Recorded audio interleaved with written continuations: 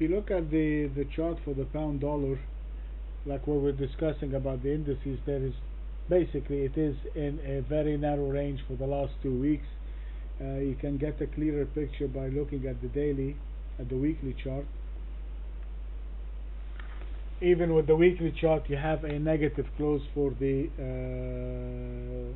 British pound. Now keep in mind now that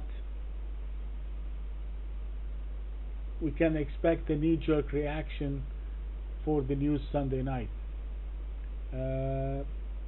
Even though I really don't expect much, because I'm a kind of a firm believer that this has already been pretty much discounted in the market. That, I mean, this stuff doesn't happen out of vacuum. So, but in this case, we have two very clear structure points. It has been trading between the 164.01 and the 162.97.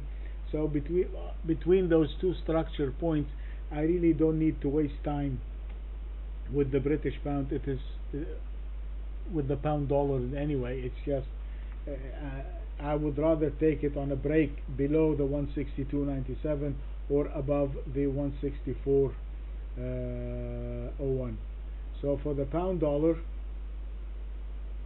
I'm going to be a buyer above the 164.01, and I'm going to be a seller right there. You see, this is our selling point from last week.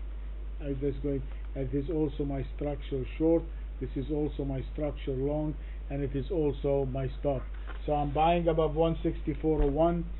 It is also my structure long, and it is also my stop. If it gets above the 164.01, then I'm placing my stop right below the 164. I want it to stay above the 164.01. If I'm buying it above the 164.01, I want it to stay above it. If it goes down below 162.97, I'm going to sell it, and I want it to stay below the 162.97. And this is your one. You put this price on these lines on the charts, so you know you're going to go short below this point, and you're going to go long above this point. Okay, this is the pound dollar. Anybody has